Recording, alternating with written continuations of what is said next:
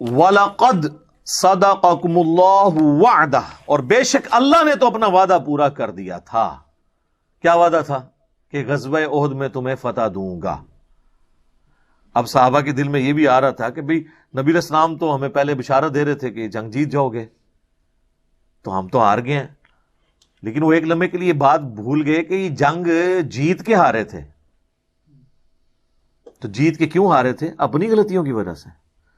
تو اللہ تعالیٰ مارا ہے وَلَقَدْ صَدَقَكُمُ اللَّهُ وَعْدَهُ، اور بے شک اللہ تعالیٰ نے تو دیکھو اپنا وعدہ پورا کر دیا تھا۔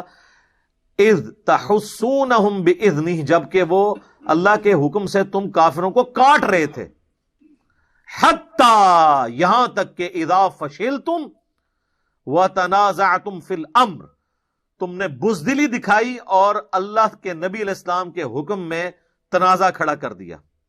وَعَصَيْتُم مِّن بَعْدِ مَا أَرَاكُم مَّا تُحِبُّونَ، اور اس کے بعد کہ تم میں جو چیز پسند تھی تم نے وہ دیکھ لی تو تم نافرمانی میں مبتلا ہو گئے۔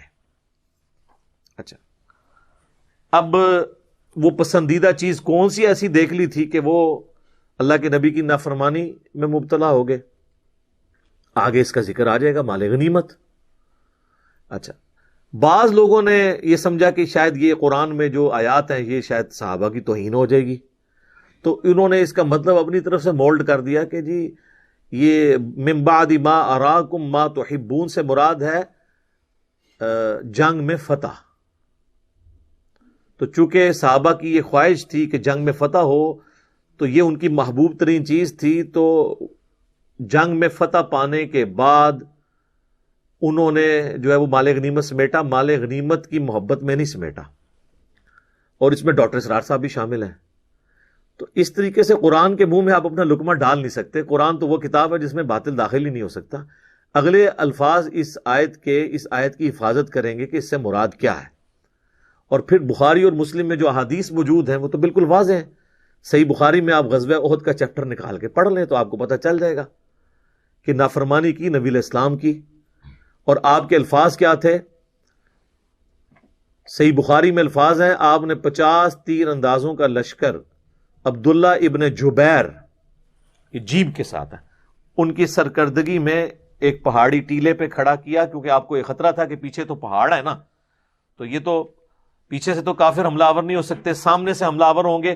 ایک راستہ تھا پیچھے سے آنے کا، تو آپ نے اس راستے میں وہ جو ایک پہاڑی چوٹی تھی چھوٹی سی، جو آج بھی آپ غزوہ احد کے جو شہداء ہیں ان کے قبرستان کے پاس موجود ہے، آپ چڑھ کے دیکھ سکتے ہیں، زیادہ اونچی نہیں ہے، اس پہ 50 تیر انداز اکٹھے کر دیے اور ان کی ڈیوٹی لگائی کہ اگر پیچھے سے کافروں نے حملہ کیا نا تو تم نے ان کو تیر مارنے ہیں، اسی وجہ سے کافر پیچھے سے حملہ نہیں کر سکے۔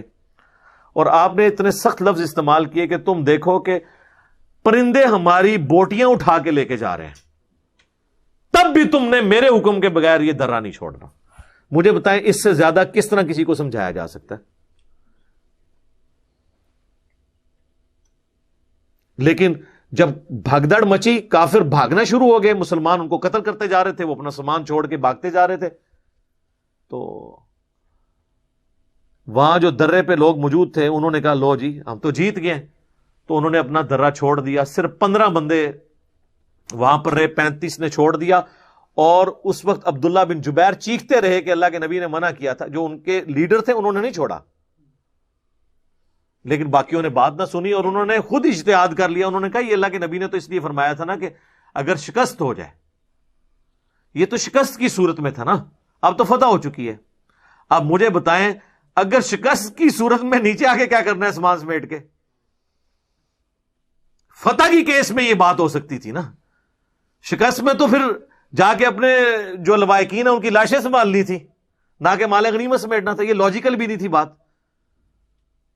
لیکن بس وہ اس وقت ایک کیفیت طاری ہوئی، اور پھر خالد بن ولید کی عقابی نظریں دیکھ رہی تھی، وہ کافروں کی طرف سے آئے تھے، انہوں نے دیکھا لو جی درہ خالی ہوا ہے، انہوں نے وہ کیولری کے سپہ سالار تھے، وہ سارے گھوڑ لشکر والا حصہ ان کے پاس تھا، پیدل جنگ والا نہیں، گھوڑوں والا، انہوں نے پیچھے سے آ کے حملہ کیا۔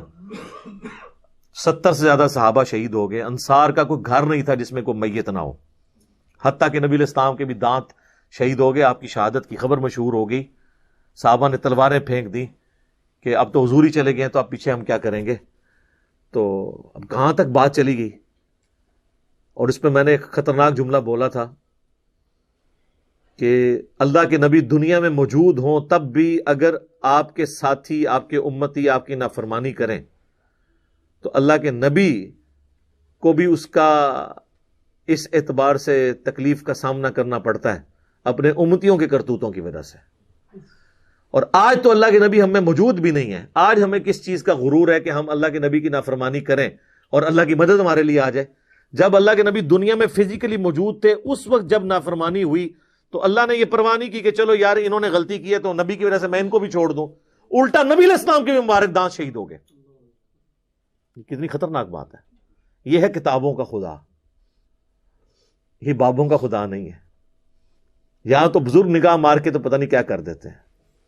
ٹھیک ہے، ہاں بزرگ جڑے نا وہ یوٹیوب تو گستاخانہ فلمہ نہیں ڈیلیٹ کر سکتے، نگاہ مار کے اپنے مرید ہی ساڑ سکتے ہیں. وہ ہے کہانیاں بنی ہوئی ہیں. یہ یعنی بڑا خطرناک معاملہ ہے. تو اللہ تعالیٰ کہ تم نے جب وہ دیکھ لیا جو تمہیں پسند تھا تو وہ مال غنیمت ہی تھا. دیکھ لیں اسی آیت میں آ گیا منکم من یرید الدنیا، تم میں سے بعض ہیں جو دنیا کے طلبگار ہو چکے ہیں. ومنکم من یرید الآخرہ، اور بعض ہیں جو آخرت کے طلبگار ہیں. اب مجھے بتائیں جنگ میں فتح جو ہے یہ دنیا کی طلب ہے یا آخرت کی طلب ہے؟ آخرت کی. کوئی کافر کے خلاف جنگ جیتنا تو یہاں کیوں آیا کہ تم میں سے دنیا کے طلبگار بھی ہیں؟ جنگ میں جیتنے کی خواہش رکھنا ہے یہ دنیا پرستی ہے کیا کافروں کے خلاف؟ نہیں. تو یہ مال غنیمت کا ذکر ہے. اور تم میں سے بعض آخرت کے چاہنے والے ہیں. آخرت کے چاہنے والے وہ 15 تھے جنہوں نے اللہ کے نبی کے حکم کو نہیں توڑا. ثم صرفکم عنہم لیبتلیکم، پھر پیچھے ہٹا دیا تمہیں ان کے تعاقب سے تاکہ وہ آزمائے تمہیں. اللہ تعالیٰ نے پھر غیبی مدد کی ہے، ادروائز تو معاملہ بڑا تلپٹ ہو گیا تھا. وَلَقَدْ عَفَا عَنْكُمْ، بے شک اللہ تعالیٰ نے تمہیں معاف کر دیا. تو معاف کس چیز پہ کیا جاتا ہے؟ غلطی کے اوپر. وَاللَّهُ ذُو فَضْلٍ عَلَى الْمُؤْمِنِينَ، اور اللہ تعالی اہل ایمان پر فضل و کرم فرمانے والا ہے. یہیں پہ اسے کنکلوڈ کرتے ہیں. انشاءاللہ اگلی دفعہ ہم اگلی آیات میں ڈسکس کریں گے. بہرحال یہ آیت اس بات کا ثبوت ہے کہ اپنی غلطیوں کے باوجود اللہ تعالیٰ نے صحابہ کرام علیہم رضوان کو معاف فرما دیا. لہٰذا آج کی ڈیٹ میں ہم اس واقعے کو تو ضرور ڈسکس کرتے ہیں، اس سے عبرت بھی ضرور حاصل کرتے ہیں، لیکن اس کی بنیاد کے اوپر کسی صحابی کی توہین نہیں کر سکتے. کیونکہ جب اللہ نے معاف کر دیا تو ہم تو کوئی نہیں ہوتے ہیں کہ ان کی توہین بیان کریں.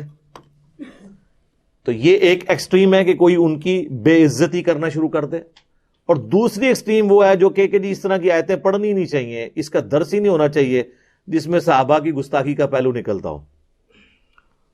تو ان کا عقیدہ تو کفر کی طرف جا رہا ہے، کیونکہ یہ تو اللہ تعالیٰ نے چیزیں بیان کی ہیں.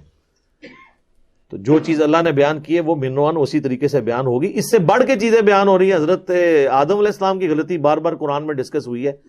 تو اگر حضرت آدم علیہ السلام کی غلطی ڈسکس کرنا گستاخی نہیں ہے تو صحابہ کی غلطیاں ڈسکس کرنا تو یہ تو چھوٹا جرم ہوگا نا. بڑا جرم تو کسی نبی کی غلطی کو ڈسکس کرنا ہے.